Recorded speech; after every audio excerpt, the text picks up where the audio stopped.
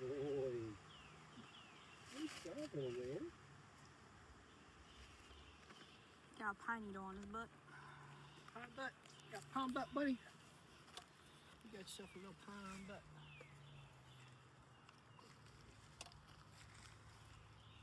Yes. All right. All right. Hey, all right, buddy. All right. Toss. Yeah, man. Good job.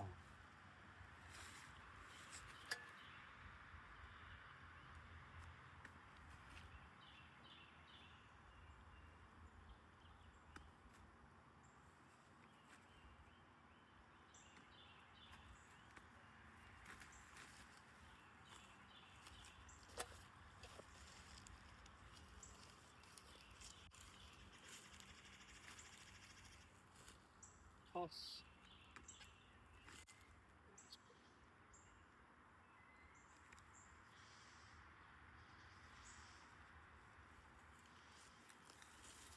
Yeah.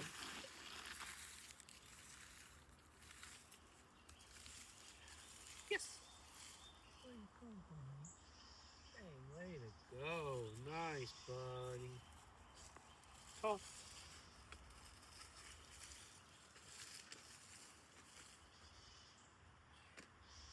Good boy. Here are the goats. Nice. Uh-oh. You can talk if you want, because I have the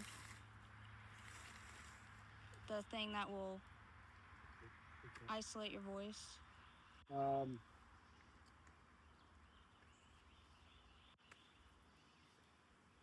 If there was a philosophy behind it, maybe we could call it like the way is through. This little fella has spent his life either only gaining confidence with his brother or avoiding the conflict. So now we kind of want to teach him the other way, away from his brother. And the way to retain anything is through the thing that makes us uncomfortable. I want to begin to teach this little fella that being nervous is a precursor to problem solving. And what's really, really effective for him is avoiding at all costs the thing that makes him really uncomfortable. Nice job, boy. So, what he wants to do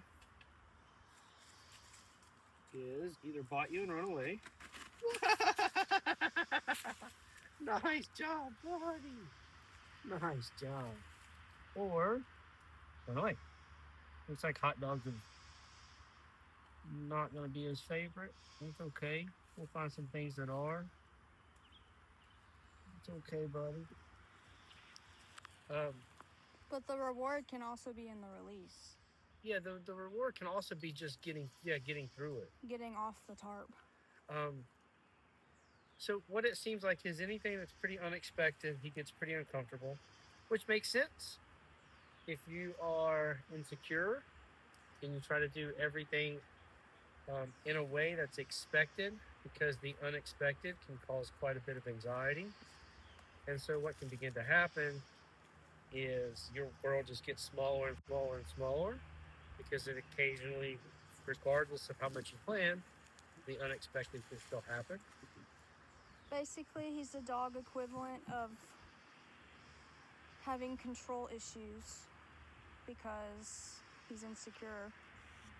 Yeah, from a place of so there's going to be a time in his head where he has to be who he claims to be. And if he hasn't done the work to be that, a lot of times those stressors can cause dogs to crumble.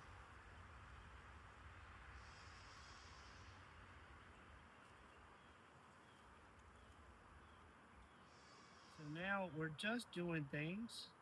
He has to learn how to accept the things he cannot change. And change the things he can. This is dog training for you. That is dog training. Yeah.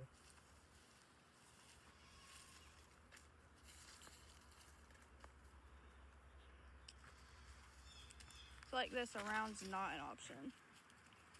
And he's super nervous and uncomfortable, but making him go through it is how we're showing him we care about him. Nice job, buddy. Hey, great job, man. It can make us people feel uncomfortable and feel bad for him, but It's our job to shoulder his emotional responsibility. It's not his. So if we constantly take him away from the things that cause him to be uncomfortable, he'll forever be uncomfortable. he'll have to live in a padded room in a straitjacket. I like you where you are, but I love you too much to let you stay. And I think that's our whole goal with a lot of things that we do. Those are like the two quotes of dog training. The accept things you cannot change. And I love you enough to not leave you there. We want his relationship with his family robust and to flourish. And the only way that can really happen is for him to grow in a way that brings out his top qualities and begins to remove some of the other pieces that don't really need to be there or aren't serving him any longer. So, like, It has to be a symbiotic relationship. yes. And the things that have served him are very understandable. Like, let's bite and run away. Let's try to run away. Let's wait till my brother's here and then he can fix it for me. Because it works. And it works. Yeah, it becomes very, very effective. Good job, bud. Good job.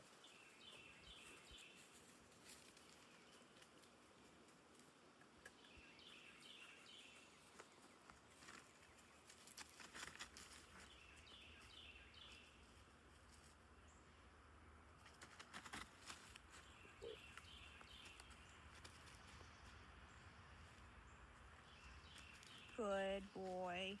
Nice. So I'm going to stop this whole thing there. And I'm just going to hang out with him here. The reason being is because that last little piece there was much more voluntary than the other pieces have been. So, He was responding and not reacting.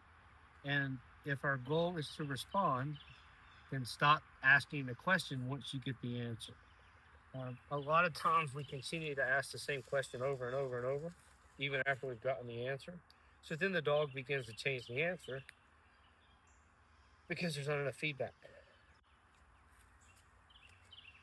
If we're going to ask the dog to do something twice, then our question is, will this be better, worse, or the same?